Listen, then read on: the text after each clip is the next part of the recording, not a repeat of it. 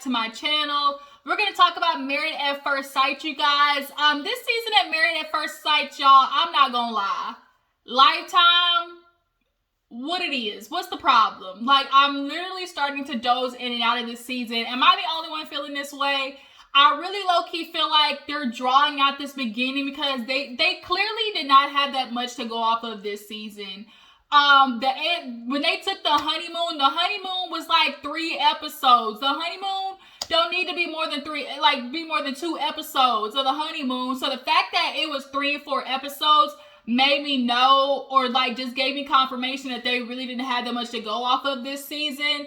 And honestly, Brett and Ryan, they are taking up empty space. Like, Brett and Ryan, might as well call it quits. Ryan, you're not here for it. I get you trying to push yourself. I guess you're trying to make your contractual agreements so you can get this coin. But damn it, y'all, like, I literally just feel like, I don't know, like, it's just, this season is just like, bleh. But we're gonna have to talk about what they giving us. Johnny and Bao. Johnny's pissing me off this episode, and Michaela really pissed me off this episode. So let's go ahead and get into it. If you're new to my channel, go ahead and hit that subscribe button. Everybody else, like this video. Make sure to follow my Instagram and Twitter. And also, drop down in the comments to tell you how you're feeling about this season, how you're feeling about the couples. Like, am I tripping, or is this season of Married at First Sight starting to be like the highway to hell? Like, it's just boring. And not that we need drama, but it just seems like the couples, So yeah, let's go ahead and get into it. Let's go ahead and knock out these little lollygags out the way. Let's knock out Brett and Ryan. So basically, it's the 1-month anniversary. Brett and Ryan, really, this past couple of, like, this last, episode did like a little scavenger hunt. So Ryan was trying in that aspect, but Ryan is still stuck on not having like this physical attraction with Brett. And Gil made a point, or like Gil is growing on me. First of all, Gil, like, I usually don't like bald heads, but Gil is attractive. Like, and I'm attractive to his mentality. Like, Gil is really like a catch. So I really hope Marilyn don't run his ass away, but we'll talk about that when we get there. But nonetheless, like, Ryan, you're not understanding, like, the feelings that you're wanting. You gotta work for that, which means you're gonna have to start putting yourself out there, which means you're gonna have to cuddle with this woman, like, hold her hand, like, you're gonna have to do some things, like have a candlelit dinner, like, to spark those sexual feelings that you want to have. But I just think Ryan is used to typically dating, like the family said, basically these sex pots. You know, they're all pretty on the outside, but ain't got nothing going on for them, you know, as far as substance. And so Ryan is used to the flame. Basically, it starts real hot and then burns out. And so he's expecting this to be a starts real hot and heavy. And he said that he was a big sex person too. So it's kind of like, Ryan, you're looking for something, but you're not willing to work for it. So here it is, Brett. She's feeling some type of way because she's always the girl that's like you're awesome, but, you know, you're cool, but, and it's like, I can see it going somewhere, but, and so she just always kind of feels like it's always me. I'm always that, oh, but girl. So I also think that's why Ryan is really tiptoeing around the feelings of not being into her. But nonetheless, Ryan is having some issues. Brett, she has some issues with her dog. I felt so sad, y'all, because I know what that feeling is. Y'all know I lost my little nigga Chico. So I know that feeling of like having to, you know, put your dog down. That shit hurt, y'all. It hurts. It hurts. Okay. But you know, Ryan was there with her through it. They still went out on their the month anniversary date. And, you know, they were talking. So when they watched the video clip, Ryan was really realizing like, oh, you know, I felt more my wedding day than I do now. Like, I'm feeling like that's a problem. Like, he's like, I don't know how to, you know, get back to that. Like, I'm really trying my best, but I can't do it. And I'm sitting here waiting for the moment where we see where the sister tells Brett, my brother might have somebody, like, he seems like he may be distracted. But nonetheless, Brett and Ryan ain't shit going on with them. You know, Brett is gonna always try to like keep herself open, which she explains at the end, and I'll get to that part at the end with all the couples. But as of right now, the month anniversary just seems to be of that. It's like, oh, a celebration of like, hooray, we did it, but not really like a celebration of like, ooh, like look how far we've come. Like none of that. So moving on, let's go to another couple.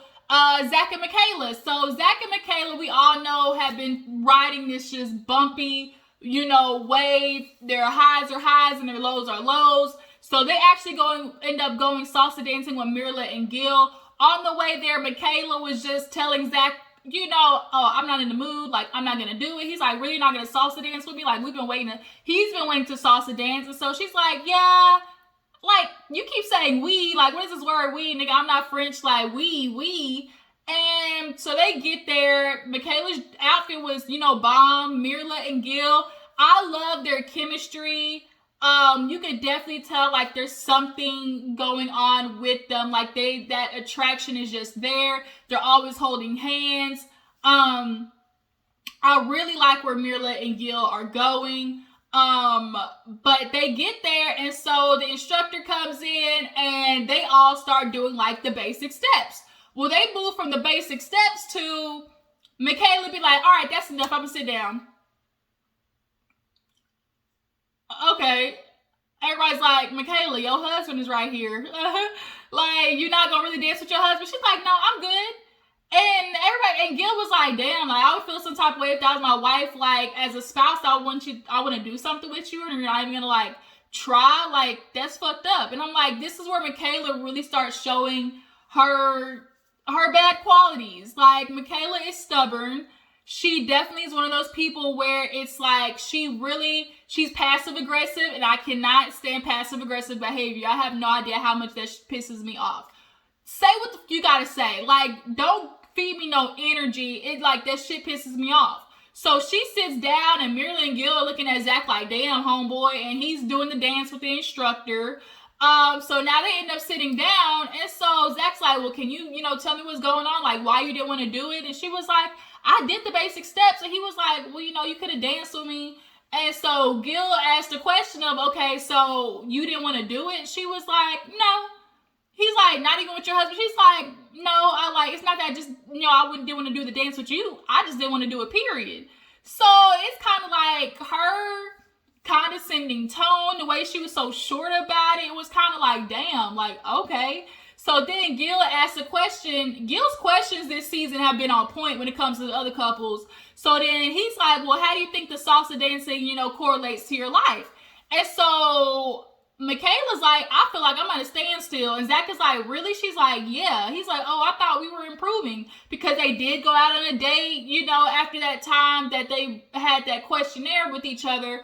And things had seemed like they've been going okay. But Michaela now reveals, she's like, well, it's kind of hard to grow with somebody that tells you they don't see a future with you. And so now the truth comes out, and it's like, Michaela, like, you've been feeling that way all this whole time. You didn't feel like you want to tell your man that? Like, that's the shit that she did say when they did the matchmaking, section. She did say before she had a problem with keeping her mouth, like, holding stuff in, and then the smallest thing happened, and then, like, boom. And she's still doing that shit. Like, you're gonna have to learn to communicate, Michaela.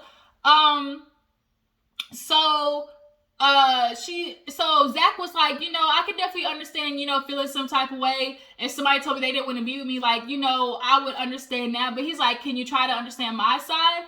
And so Michaela's like, I'm just confused. Like, I'm confused. So Gil put it in layman's terms, is basically like, right now he's saying he might not see a future, but he's not saying there won't be or there can't be. It's just right now it was looking a little dim because, bitch, you was acting cuckoo for Cocoa Puffs.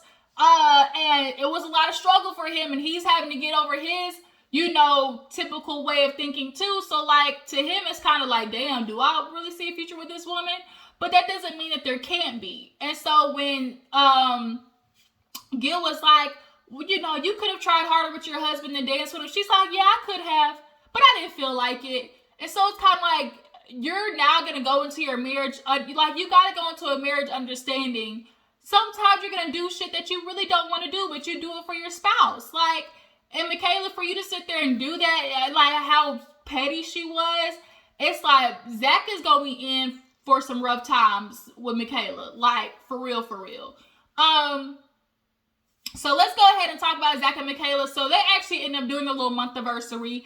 And Michaela actually ends up kind of going all out for him because she wants to show that, you know, she does care, you know, for him. And Zach was definitely surprised, especially with the way she was acting. But Michaela was kind of realized, she kind of had an epiphany, like, you know, I got to do better. And so she set up this whole situation. They do their nice little date, and they're just obviously talking about being married at first sight, blah, blah, blah. And they both kind of talk about, you know, things that they want and things that they see for the future. And so Zach actually ends up kind of doing a staycation and sets up a hotel room, and it's all nice and whatnot. He throws her on the bed like the wedding night. And basically, this is going to be a toxic ass relationship. This is going to be, I get mad at you. We somewhat sort of kind of work it out. But if we don't really work it out, we going to fuck it out. Basically is what it is. So when they were in the room, you know, he got her nice little bracelet, I think with like the married date on it. And it was like they were vibing. You know, they definitely have chemistry. Nothing that we don't know because they fucked on day 2. So like this is definitely going to be a burnout relationship where it's like the constant cycle of Michaela basically, as she admitted at the dinner, she self-sabotages. She's scared to be vulnerable. She's scared to depend on somebody, which, you know, finally came across early in the season, and so she lashes out, and that's not fair to Zach, you know. And so for him, he's kind of like, damn, like, ugh, yikes, like, whoo, am I really gonna have to keep dealing with this? Like, you know, he a little nervous. But they ended up basically having a good night, had the late night munchies, and that was going on with them. So Mirla and Gil, y'all, Mirla, I really thought I was not going to be able to fuck with Mirla at all this season. I really did. And Gil, I thought he was going to, like, I was like, damn, they not going to make it, bruh. When I saw them, I was like, these hoes is not going to make it. But it's like a nice surprise. Them taking it slow really has been beneficial. He sets up a beautiful, you know, like wine tasting and had the macarons, you know, that she loves. And she was just like actually receptive to it. And it was good to see for a chance that he could do something and she not pick it apart. That she, you know, like actually accepted it and was like, thought it was super sweet without, you know, criticism. So they sit down and she's, you know, thankful. And she's like, my husband is so sweet. And, you know, I think Mirla is one of those girls that once you finally crack the shell, she spills over. Like once you finally get through that wall, like you have all of her. And I think he's slowly but surely starting to get through that wall. You know, they talk about it being a month, and she's like, you know, I haven't had any moments. And he was like, well, wait a minute. I'm not going to say I haven't had any moments. And she's like, oh, really? He's like, I'm not going to lie. There definitely are some moments where I say, hey, let's go do this. And immediately you're like, no, I would rather do this. Or, no, I don't feel like doing that. And he's like, you kind of have these little bratty moments like a child. He's like, I never had no kid. But if I had one, you would be it. And she was like, damn, I'm a child. He was like, well, you act like a brat, yes. And so I think Mirla and Gil, like Gil is a good match to be patient with her. And he is going to teach her how to like stop being so complainish, you know, just be open to new things. Like, yeah, it might not be what you want to do, but you might get something out of the experience, like get out of your comfort zone. And I do think Gil is going to be good for Mirla, but is he going to grow exhausted with constantly trying to please her? Like, right now it's kind of a fun little mission, like, I need to figure out what Mirla's going to like, but later on into the relationship, that shit going to get old. Like, it's going to get exhausting. So it got even more cute. Later on in the day, you know, Mirla surprised him, you know, back at the house. and had everything set up, and then he even got some t-shirts that were super cute, and she loved it. It was like, I am everything. And then his shirt said, I have everything I need. I'm not gonna lie, this shit was cute. It was cute or whatever. It was cute. And so you could definitely see like the life between them. She actually asked at the little winery, like, oh, do you see, feelings growing? He's like, I'm growing in love, like I'm gaining those fit towards, in love. And so they later on in the episode actually talk about it. So that's going on with Mirla and Gil. He even got her little pooper scooper too. But you can definitely see like the chemistry's growing. They've kissed already. Now we just gotta see if Gil gonna give her that, if he gonna give her that good. Every time I see Gil looks like he's a pleaser. Gil looks like he's a giver. Just with the way he acts and stuff like that, I definitely would love to be a fly in the wall, because I low-key think Mirla could be a freak. She definitely looks like the woman who's like super bossy and real, like out there in the real world, but when it comes to the bedroom, she real submissive and whatnot. And Gil looked like he throw a bitch everywhere, so I would love to be a fly on the wall with that one. So moving on, let's talk about Jose and Rachel. Jose, you can kiss Rachel ass and my ass, actually, because in the beginning, he was not trying to hear it. He just basically kept trying to say, well, I did it on accident. I didn't mean to lock the door. When I go to sleep, I lock the door.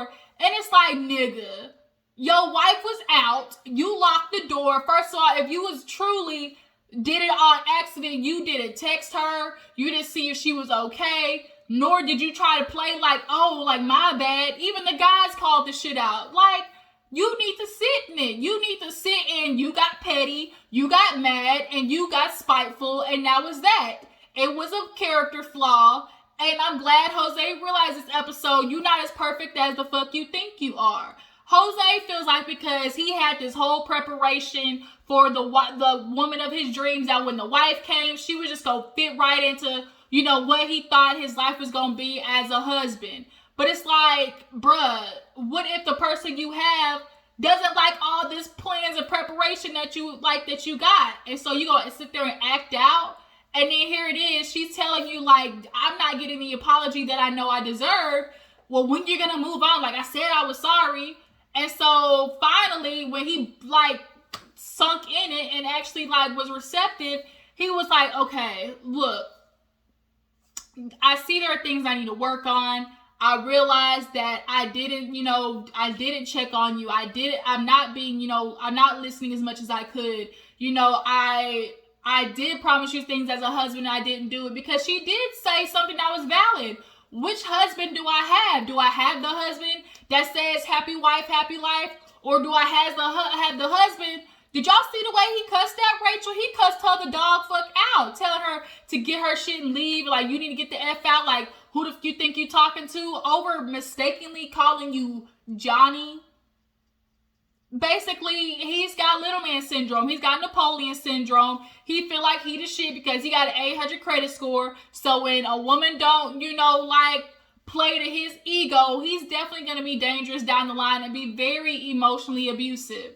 And so finally, when he somewhat did a deeper apology, she accepted it. So they do the little month anniversary, and he takes her to a baseball field. They basically talk about, being able to get over the hump. He does some little cards, basically saying all the things that he wants to fix, being an active listener, make sure he checks on his wife, making sure, she feels independent. So he finally agrees to the separate accounts. Nigga, whether you liked it or not, we was gonna have a separate account. Like, you were gonna have a separate account, whether you liked it or not. Like, nigga, I'll be damned if I hand over all my money. So yeah. So when they did that, she was just like, I was always thinking, like, how am I going to be able to get over this? But, it definitely seems like, okay, this might be something we can get over. And, I feel like my feelings can come back after this. So that's what's going on with Jose and Rachel. Jose, his lips are too damn pink for me. He's bothering me. Like, something about Jose just gives me like real egotistical, just real maniacal, just real like Jacqueline, like, what's it called? Mr. Hyde and Jekyll and Mr. Hyde. Like, it's just giving me real, just two-facedness. Like, just real, for real, for real. So last but not least, Johnny and Bao. So Johnny and Bao, they are still struggling with this chemistry thing. So they actually go fly off the plane for their 1 month anniversary. Super cute. They sit down to eat, and they're talking about things they could improve on. Johnny is still stuck on this. Well, I feel like the flirtation and I feel like, there should be some back and forth during the day. So that way when we see each other, it's just like, boom, we in it. He's like, right now, it's just kind of like, there is no lead up to sex. Like, I don't even know when we're going to have sex. So when we have it, it's just like, boom, we have sex. And so you're putting that all on Bao. Like, Johnny, you do realize you play a part in that. You play a part in this going back and forth. Okay, this is a tennis match. Like, she can't be the only one to serve. Like, that's not how the shit works. So Johnny's asking, like, what do you need more from me? And she's like, ooh, cuddles. I want more cuddles. And that's a turnoff for him. He feels like previously, when she gets giddy, it's a turnoff. And it's kind of like, really? That's what turned you off? And I'm starting to realize Johnny is looking for that sultry, super sexy girl. Like, he wants her to be just like that temptress 24/7. And nobody can be that 24/7, Johnny. Not especially for your ass. Because you're not giving anything back. All the things that you're complaining from Bao, you're not doing either. So Bao's like, I can do better expressing. She was like, there was a time in the kitchen that, I, wanted you to hug me. But, I guess I could have said something. Johnny, naturally, as much as he like to say he wants that affection because how he grew up, he doesn't know how to initiate it. So later on, Bao was talking to her friend, and she was like, Johnny did tell her, like, oh, I need women who are more affectionate because it's easier for me to reciprocate. And so I'm starting to realize, like, that's why Johnny is so, like, pushing it to get it from Bao, because he doesn't know how to do it himself. He is a reciprocator. He's not an initiator. Like she said, I'm tired of being the big damn spoon. Johnny, how about you turn over and hug me? Then he gave them bullshit ass excuses of, oh, we're both hot body people. I cuddle for 3 minutes and then I gotta turn over. Well, nigga, if it's only 3 minutes of cuddle, then let it be only 3 minutes of cuddle. But damn, you still need to initiate. Bao over there annoyed, like, damn, give me something.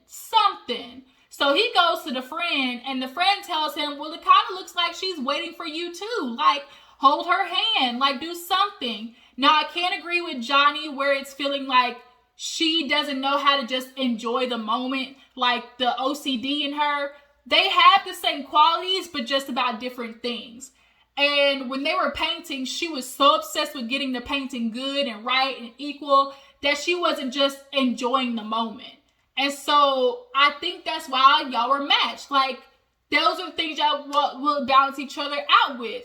So, but that still doesn't negate the fact that you got to play your part in this too, Johnny. So everybody goes out to eat, and everybody's talking about, who's in the love feelings and da-da-da-da. Michaela says she already told Zach he loved her, or she loved him, and he's saying, he's growing there.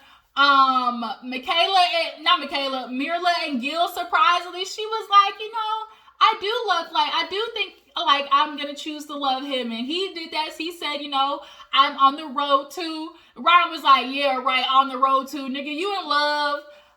So then, Brett and Ryan, it got hella awkward because it's like, well, my heart is open. And then Ryan's like, well, I could do better.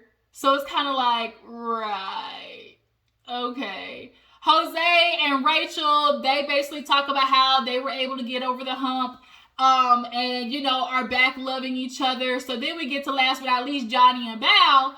And these two, Belle's like, you know what? I'm learning with Johnny. Like, I'm going to have to initiate more. I'm learning that he just needs me to be this certain type of way. You know, I'm trying my best. You know, I'm baking. I'm cooking gourmet meals. You know, and I'm doing all, you know, I'm trying to do these things. And so Johnny is sitting there and literally fuming. Like, he's ripping these damn roses up and everybody can see it on his face. And he gets pissed like, oh God, I'm so sick of Belle. She's so manipulative, trying to make me look bad. And it's like, she's not trying to make you look bad. Anytime somebody offers criticism, it's not to make you look bad. She's just simply saying from her point of view, she's feeling like she's having to, these are the things that she has to do to try and help the marriage come along. So Johnny's like, I have so much to say, but I need to say it to my wife first. So he gets up, goes outside. Of course, his little boo thing, Jose, come outside, and Johnny lets it rip. Oh, I'm so sick of Belle, so manipulative. She's controlling, trying to make me look bad. What's she talking about? Does she cooks gourmet meals? She's only cooked one meal one night a week. And so it's kind of like, is he really gonna mess up a relationship over silly shit like who's cooking? Like, really? Really? I get it. Okay, she might cook once or twice. She admits that she wish she could do it more. Y'all both are Asian and work these goddamn jobs. I know how this shit go. But that doesn't negate the fact that she's still having these feelings of, like, when it comes to feelings, her initiating. Johnny, you are not as open as you like to claim you are. Period. So she comes outside and it's hella awkward because she's like, Uber's here? And so they get in the car and Johnny at this moment is like, I don't know what I'm gonna do about at all. I'm feeling like I'm getting, like, she's manipulative and I don't like it. And so next episode, they end up talking to the experts, and from what it looked like, Johnny might be talking to somebody else, and so is Ryan. They both out here possibly splitting their time with somebody else. So that was Married at First Sight, y'all. Tell me how you feel about the episode. What do you think about the couples? How do you guys, who's at the top and who's at the bottom? Who do you think actually is going to be married at the end of this experiment? I appreciate y'all for tuning in. Love you guys. Make sure to follow my Instagram and Twitter, and I will check you guys later. Deuces.